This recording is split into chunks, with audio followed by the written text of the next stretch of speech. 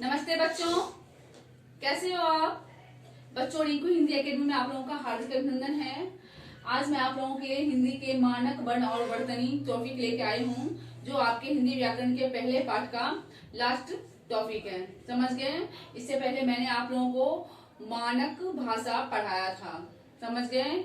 अब ये board class के बच्चों के लिए, 11वीं 12वीं के बच्चों के लिए ये हिंदी के मानक वर्ण और वर्तनी जानना बहुत ही आवश्यक है, समझ गए। तो इसे मैं बहुत इजी तरीके से समझाना चाहूंगी।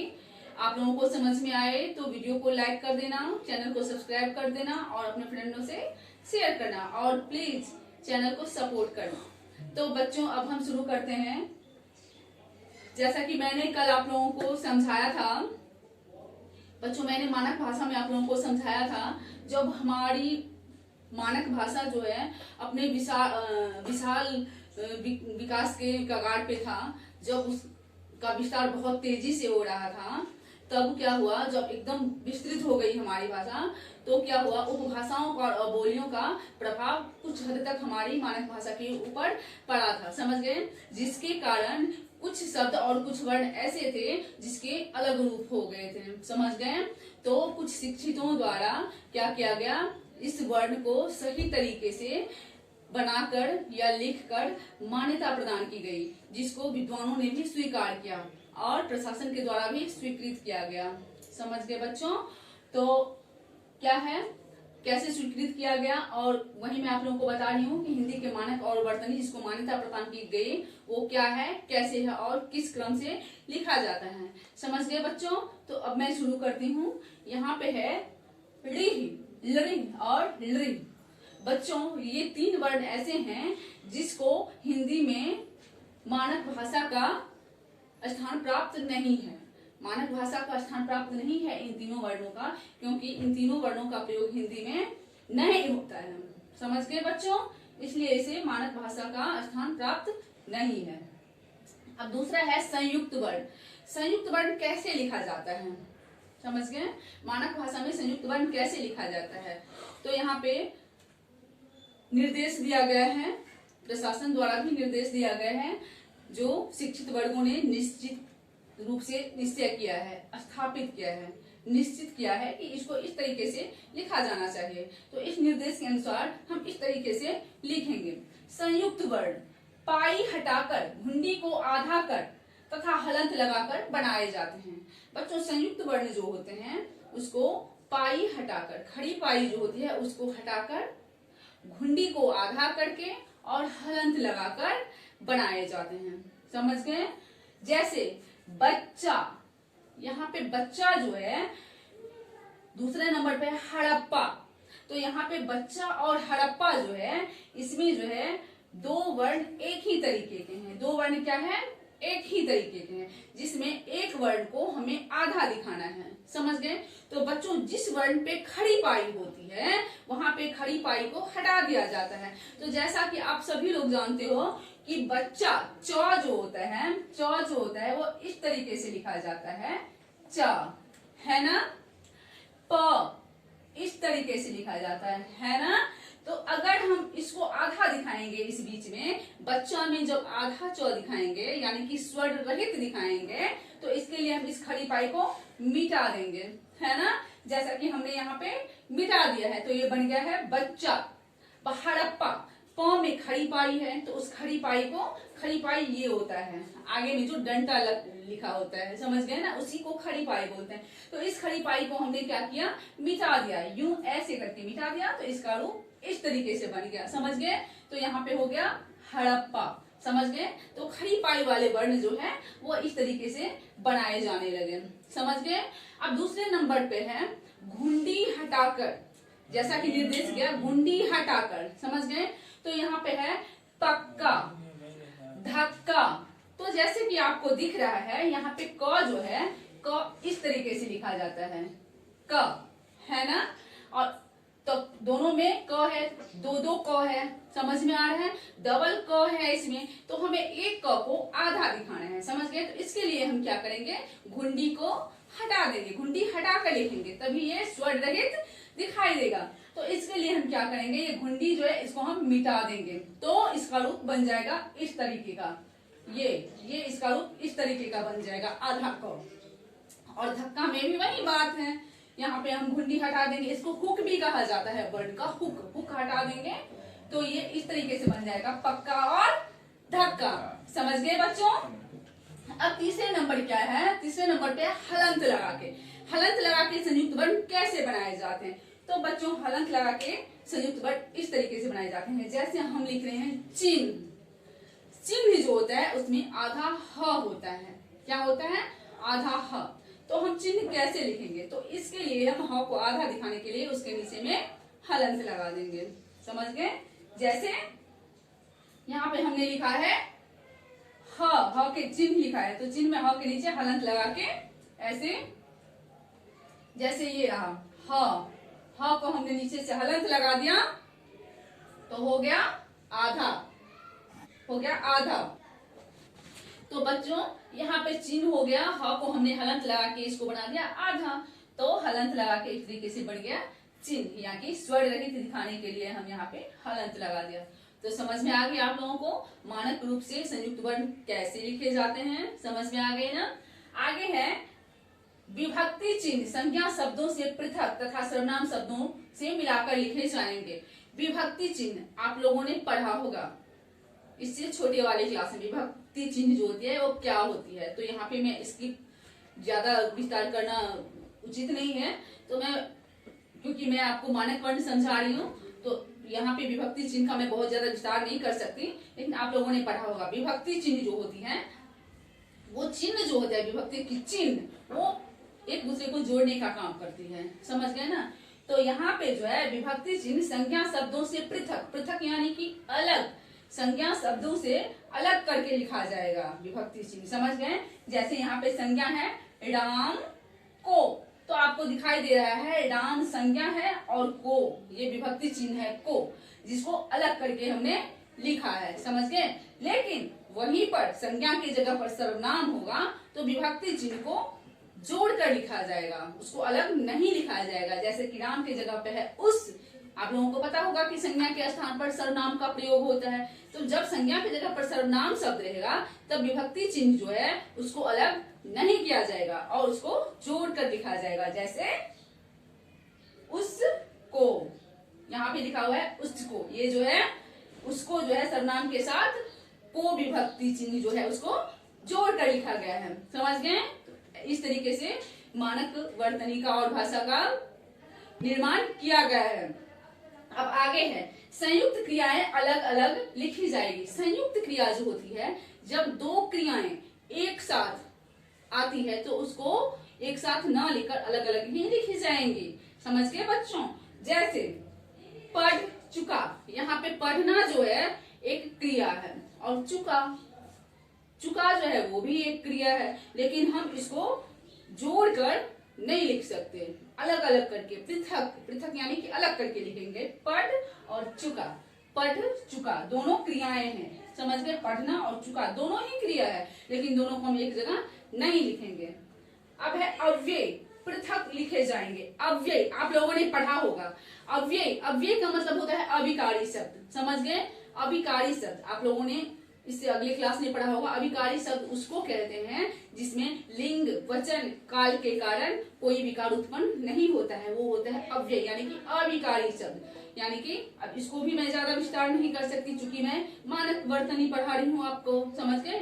तो अव्यय जो विकार उत्पन्न नहीं होता है, चाहे स्त्री हो या पुरुष, कुछ शब्द ऐसे होते हैं जो प्रयोग किए जाते हैं स्त्रियों, स्त्रीलिंग में भी पुल्लिंग में भी, मतलब काल में भी इस तरीके से प्रयोग किए जाते हैं। तो इससे ज्यादा मैं विस्तार यहाँ पे नहीं कर सकती, मैंने शॉर्टकट में बता दिया। आप लोगों को कहीं विस्मरण हो गया हो, नहीं याद हो, तो आप लोगों को याद हो जाएगा क्योंकि आप लोगों ने आगे वाले क्लास में इसको पढ़ा होगा। तो बच्चों यहाँ पे जो अभिकारी शब्द यानी अव्यय जो हैं वो भी अलग अलग पृथक पृथक लिखे जाएंगे। जैसे उनके साथ, यहाँ तक, अब यहाँ पे उनके साथ ये दोनों अभिकारी शब्द हैं। यहाँ तक अभिकारी शब्द है, दोनों ही अभिकारी शब्द है ये दोनों, और ये दोनों भी अभिकारी शब्द है, लेकिन फिर भी हम इसको पृथक पृथक यानी कि अलग अलग ही लिखेंगे, इसको जोड़कर नहीं लिखेंगे। समझ गए? आगे है श्री जी आदि भी अलग अलग लिखे जाएंगे। श्री जी, जैसे श्री वर्मा, वर्मा जी। श्री जी जो है ये भी अभिकारी शब्द है। अभिकारी शब्द जैसे मैंने कि अभी आपको याद दिलाया है कि अभिकारी शब्द जो है वो किसी भी स्थिति में स्त्रीलिंग, पुल्लिंग, काल, वचन के कारण विकार उत्पन्न नहीं होता। तो श्री जी जैसे श्री वर्मा जी और श्रीमती लता जी, है ना, स्त्री पुरुष दोनों में इस्तेमाल हो रहा है इसका, है ना। तो ये अभिकारी शब्द है। और जी जो है, जी भी अभिकारी शब्द है। जैसे लता जी, वर्मा जी, तो इसको भी हम अलग अलग ही लिखेंगे, अलग अलग ही लिखेंगे क्योंकि हमारी मानक भाषा में इस तरीके का निर्देश दिया गया है। समझ गए? हमारी केंद्रीय निषेधालय में इस तरीके का निर्देश दिया गया है कि इन शब्दों को, इन भाषाओं को इस तरीके से लिखा जाना है। हाँ, तो बच्चों क्रिया विशेषण आदि अव्यय में य व की जगह पर स्वरात्मक प्रयोग किया जाए, ऐसा मानक भाषा में माना गया है। जैसे क्रिया विशेषण में जो अभिकारी शब्द होंगे, अभिकारी वर्ण होंगे, वहां पे य और व वर्ण जहां रहेगा वहां पर इसको य व की जगह पर स्वरात्मक प्रयोग किया जाए। जैसे नई, नई में यहाँ पे नई इस तरीके के है नई, लेकिन यहाँ पे नई जो है ये अमानक शब्द बताया गया है। नई के जगह पर स्वरात्मक यानी कि नई, ई का प्रयोग किया जाए क्योंकि ई जो है ये स्वर है ना।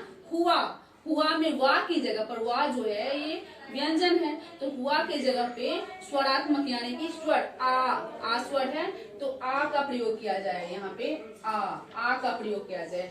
आए, आए में ये की जगह पर ए का प्रयोग किया जाना चाहिए। और नई, नई में य के जगह पर ई का प्रयोग किया जाना चाहिए। ऐसा निर्देश दिया जाता है क्योंकि ये मानक रूप माना गया है इसको। लेकिन जहाँ पे य का मूल तत्व हो, य शब्द का जहाँ पे मूल तत्व हो वहां पे ये य ही रहेगा, वहां पे स्वरात्मक प्रयोग नहीं होगा जहाँ पे मूल तत्व रहेगा य का। समझ गए? जैसे अस्थाई, अस्थाई में स्वरात्मक प्रयोग नहीं होगा, ई नहीं होगा, यहाँ पे य ही होगा। अव्ययी भाव, अव्ययी भाव में य ही रहेगा और ये यहाँ पे व जो है वो ही रहेगा, स्वरात्मक प्रयोग नहीं होगा क्योंकि यहाँ पे इसका मूल रूप है, मूल रूप है। समझ गए? दायित्व आदि ऐसी जगह जो है वहां पे य और व का मूल रूप का ही प्रयोग होगा। समझ गए? तो अब बच्चों क्या होता है? अस्थायी अव्ययभाव दायित्व में य के स्थान पर ई नहीं आएगा, जैसा कि मैंने आप लोगों को समझा दिया। अब है संयुक्त व्यंजन। क्या है? संयुक्त व्यंजन। बच्चों संयुक्त व्यंजन के रूप में पंचमाक्षर के स्थान पर अनुस्वार और अनुनासिक का प्रयोग किया जाना चाहिए। संयुक्त व्यंजन जो हम बनाते हैं, संयुक्त व्यंजन लिखने के समय में पंचमाक्षर, पंचमाक्षर क्या होता है ये आप लोगों को पता होगा, अगर नहीं पता होगा तो मैं थोड़ा सा बता दे रही हूँ। पंचमाक्षर जो होता है किसी व्यंजन समूह का पांचवा अक्षर जो होता है उसको पंचमाक्षर कहते हैं। जैसा कि आप लोगों को पता है जो व्यंजन जो होते हैं 33 व्यंजन जो है क ख ग घ ङ छ छ ज झ ञ ट ठ ड ढ न त थ द ध न प फ ब भ म, तो ये जो है ये सारे व्यंजन हैं। तो क ख ग घ ङ यानी कवर्ग, कवर्ग का पांचवा अक्षर है अरम, है ना। च यहाँ पे चवर्ग इसलिए बोला जाता है कि किसी समूह का पहला अक्षर के नाम पे उस समूह का नाम रखा जाता है। जैसे कवर्ग, क का समूह जो है उसका पहला अक्षर क है तो कवर्ग रखा गया है नाम। समझ गए? चवर्ग, च छ ज झ यह का पहला अक्षर च है तो इसका नाम चवर्ग है। इसी तरीके जितने भी व्यंजन समूह है पहले अक्षर के नाम पे उसका नाम रखा गया है। तो इन अक्षरों में जो पंचमाक्षर है यानी कि सबसे लास्ट अक्षर है, पांचवा अक्षर है, वो अक्षर अगर बीच में आ जाता है संयुक्त व्यंजन बनाने के समय में तो वहां पर उस व्यंजन का प्रयोग न करके उसके जगह पर अनुसार अथवा अनुनासिक का प्रयोग किया जाना चाहिए। समझ गए? लेकिन बच्चों यहाँ पे ये भी है कि अगर व्यंजन, अगर शब्द के ऊपर या व्यंजन के ऊपर उसके शिरोरेखा पर, शिरोरेखा यानी कि ऊपर में, है ना, ऊपर में जैसे यहाँ पे लिखा हुआ है ये शिरोरेखा के ऊपर ओ की मात्रा है ना, है ना, तो यहाँ पे जैसे शिरोरेखा के ऊपर स्वर की मात्राएं जहाँ पे होंगी वहां पे स्पेस कम हो जाता है, जगह ज्यादा नहीं बचता है। तो ऐसी जगहों पे बिंदु यानी कि अनुसार का ही प्रयोग होगा। जिस स्वर के जगह पे या जिस शब्द के ऊपर में शिरोरेखा पे, शिरोरेखा यानी शिरोरेखा ऊपर में स्वर का मात्रा लगा रहेगा वहां पे बिंदु यानी अनुसार का प्रयोग होगा। और जिस वर्णों पे, जिस व्यंजनों पे स्वर का स्वरात्मक शिरोरेखा के ऊपर स्वर की मात्राएं नहीं रहेगी, स्वरात्मक मात्राएं नहीं रहेगी, वहां पे क्या होगा, चंद्र बिंदु यानी अनुनासिक का प्रयोग किया जाएगा। समझ गए? तो बच्चे समझ गए आप लोग जो अनुसार अनुनासिक का प्रयोग कहाँ किया जाना चाहिए। बच्चों क, ख, ग, ज, फ में से कुछ ध्वनियां ऐसी हैं जो हिंदी के उच्चारण में परिवर्तित हो गई हैं। समझ गए? ज, फ अभी भी प्रयोग में है, ज और फ अभी भी प्रयोग है। ये जो है इसके डॉट डॉट जो लगाया हुआ है इन शब्दों में, इन वर्णों में, ये जो है इसको नुक्ता चिन्ह कहा जाता है। समझ गए? ये नुक्ता चिन्ह कहा जाता है। और ये जो है इसकी जो कुछ ध्वनियां है ये हिंदी में, चूंकि ये ज फ वगैरह जो है, जो जिसके बारे में आप लोग भी जानते होंगे कि ये जो है विदेश की ध्वनियां हैं जो हमारे हिंदी में भी परिवर्तित हो गई है, लेकिन नुक्ता के साथ हम इसको लिखते हैं, कुछ लोग नहीं भी लिखते हैं। तो कुछ ध्वनियां जो है इनमें से वो क्या है, हिंदी में परिवर्तित हो गई है। समझ गए? ज और फ नुक्ता के साथ है जो अभी भी प्रयोग में है, अभी भी हम लिखते हैं। अरबी, फारसी या अंग्रेजी मूलक शब्दों में इनका प्रयोग मानक होता है। अरबी, अंग्रेजी, फारसी, इन तीनों जगहों पे जो है इन शब्दों को, ये जो वर्ण है इसको मूलता यानी प्रधानता प्राप्त है, यानी कि मानक भाषा का मान्यता प्रदान है। समझ गए? आगे कुछ शब्द ऐसे जो हैं जो दो रूप धारण किए हुए हैं फिर भी मानक भाषा में इसको मान्यता प्रदान की गई है। जैसे देखो सर्दी, सर्दी हम ऐसे लिखते हैं, है ना? और ये सर्दी दूसरे तरीके, यहाँ पे सर्दी है, सर्दी स दी ऊपर में रेफ है सर्दी, और दूसरे नंबर पे दी सर्दी ऐसे लिखा गया है, तब भी मानक भाषा में इसको मान्यता प्रदान है। गर्मी, गर्मी में भी ग म बड़ी की मात्रा ऊपर रेफ, है ना? और दूसरे नंबर पे है गर्मी, गर्मी, गर्मी, ये दो तरीके से लिखा गया, फिर भी मानक भाषा में इसको मान्यता प्राप्त है। गर्दन, जैसे ग द ऊपर रेफ न, क्या हुआ, गर्दन। और दूसरे नंबर पे इसका दूसरा रूप है ग र द न, गर्दन। ये दो तरीके से लिखा गया है, लेकिन फिर भी मानक भाषा में इसको मान्यता प्राप्त है। समझ गए? अब क्या है, शब्द के अंत का हलंत हिंदी में लुप्त हो चुका है। शब्द के अंत में जो हलंत लगाया जाना चाहिए वो हिंदी में क्या है, लुप्त हो चुका है। समझ गए? जैसे अब यहाँ पे है विद्वान, महान, परिषद, सांसद, तो इसको बोलने में ऐसा लगता है जैसा कि ये जो है नौ है, महान में नौ जो है ये स्वर रहित दिखता है। परिषद, परिषद बोलने से ये द जो है स्वर रहित दिखता है। संसद, संसद स्वर रहित दिखता है, यानी कि आधा दिखता है। फिर भी यहाँ पे आधा दिखाने के लिए यहाँ पे हलंत लगना चाहिए, लेकिन मानक भाषा में इसके लास्ट में हलंत न लगाने की छूट प्राप्त है। समझ गए बच्चों? तो जैसा कि मैंने आपको बताया, हिंदी भाषा में, हिंदी के मानक भाषा में शब्द के अंत में क्या है, शब्द के अंत में जो है वर्ण, उसमें हलंत न लगाने की छूट प्राप्त है। अब आगे है, तत्सम शब्दों में तीन व्यंजनों के संयोग की स्थिति में एक द्वितीय मूलक व्यंजन लुप्त हो गया है।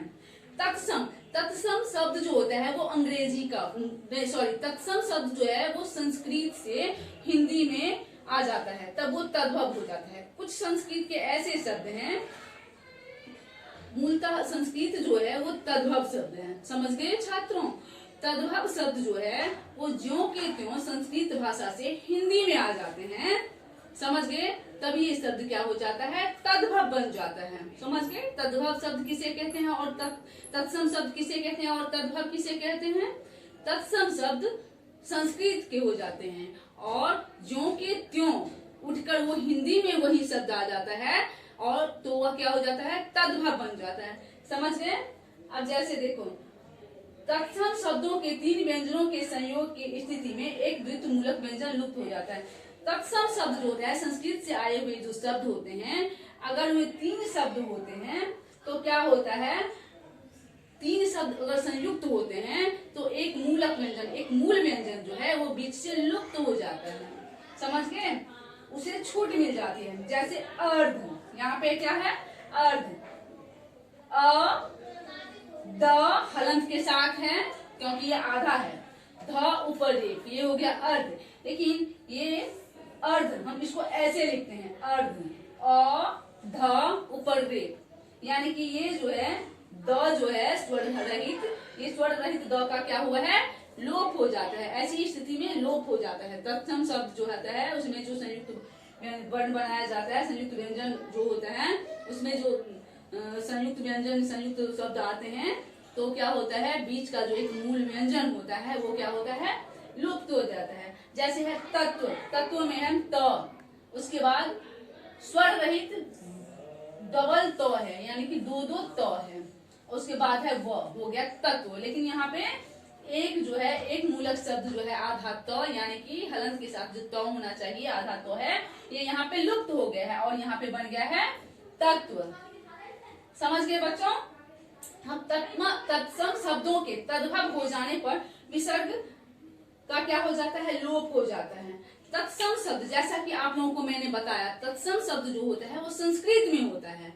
संस्कृत शब्द को तत्सम कहते हैं। और ऐसे ही कुछ तत्सम शब्द ऐसे होते हैं जो ज्यों के त्यों उठकर हिंदी में उसका प्रयोग होने लगता है, तब ये तद्भव हो जाता है। जब ये तद्भव का रूप धारण कर लेता है, हिंदी में आ जाता है, तब विसर्ग की मात्रा जो होती है, यानी विसर्ग जो होता है, डॉट, 2 डॉट होता है आगे में, वो क्या होता है, तद्भव बनते ही लुप्त हो जाता है। समझ गए? जैसे यहाँ पे लिखा हुआ है दुख, दुख, यहाँ पे ये तद्भव है, दू लिखा हुआ है, यहाँ पे डॉट है आगे में, 2 आगे में डॉट है जिसको विसर्ग कहते हैं, और है ख, तो ये तद्भव है। अब इसी तरीके से ये उठ के हिंदी में आ गए हैं, तो हिंदी में ये क्या हो जाता है, तद्भव, ये तत्सम से बन गया तद्भव। तब क्या हो जाता है, इस विसर्ग का लोप हो जाता है, विसर्ग लुप्त हो जाता है और लिखा जाता है ऐसे दुख। समझ गए बच्चों? तब ऐसे दुख लिखा जाता है। अब है पूर्वकालिक प्रत्यय, कर क्रिया से मिलाकर लिखा जाए। मानक भाषा में ऐसा माना गया है, ऐसा निर्देश दिया गया है कि कर, कर प्रत्यय जो है वो क्रिया से मिलाकर लिखा जाए। कर प्रत्यय का मतलब आप लोगों ने पढ़ा होगा, प्रत्यय ऐसा शब्द होता है, प्रत्यय जो है जो किसी मूल शब्द के अंत में लगकर नए शब्द का निर्माण करते हैं, उसको हम कहते हैं प्रत्यय। तो मानक भाषा में ऐसे निर्देश दिया गया है कि कोई क्रिया शब्द जो होता है उसके लास्ट में, उसके अंत में कर लगाकर क्रिया को क्या किया जाए, पूरा किया जाए। समझ गए? जैसे दौड़ कर, दौड़ना हो गया क्रिया, है ना, और यहाँ पे कर लगा दिया हमने जो एक प्रत्यय है, तो हो गया दौड़ कर। पढ़ना, पढ़, यहाँ पे पढ़ जो है हो गया क्रिया और यहाँ पे हमने कर लगा दिया जो एक प्रत्यय है, तो हो गया पढ़ कर। तो इस तरीके से लिखने का मान्यता प्रदान की गई है। तो बच्चों ये हमारी मानक भाषा अभी पूरी हुई है। ये बड़े क्लास के बच्चों के लिए बहुत ही ज्यादा जरूरी है, इसके बारीकी से इसको समझना बहुत जरूरी है। आप लोग ध्यान से इसको समझना, और वीडियो पसंद आए तो इसको आप लाइक कर देना, चैनल को सब्सक्राइब कर देना और अपने फ्रेंडों से शेयर कर देना। अब आगे पढ़ाऊंगी मैं आप लोगों को लिपि। समझ गए बच्चों?